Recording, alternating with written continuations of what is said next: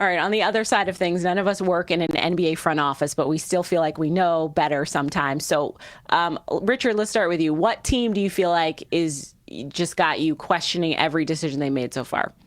Yeah, it's the Denver Nuggets. They had some front office changes, and I feel like it shows. I wasn't a big fan of the Christian Braun pick. I get it. I thought there were some better options on the table.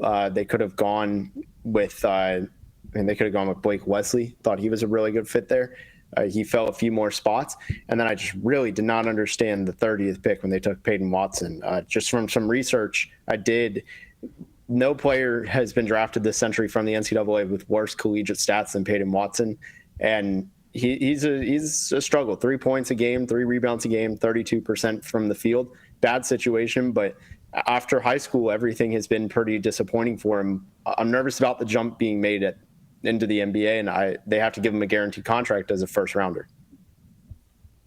Leif, do you agree with Richard? Do you feel like any of those picks kind of make sense? Can you talk yourself into any of them? I can't quite talk myself into the Peyton Watson one. I don't like Christian Braun being at 21. If he were 30, I would be okay with that because I've got Christian Braun as a high second round grade. And I can see the appeal there. He's a good athlete. He slashes well. He can shoot. Nikola Jokic, obviously, can make a lot of players better. I can see the appeal there. So I can talk myself into that one. I wouldn't have taken him quite that high. But the Peyton Watson one is a bit befuddling, especially due to the lack of production. But maybe if you give him some time in a G League, there's a chance that those athletic traits translate. But I can see where Richard's coming from for sure. I'm not shocked by the Peyton Watson move at all. I guess in context, he probably would have been higher.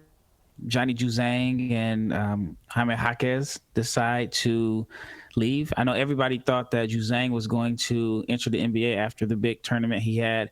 He didn't do well at the combine, and then Watson ends up going to a UCLA team that I think brought 4 starters back from the Final Four. So he was kind of stuck between guys that had led the team to the Final Four.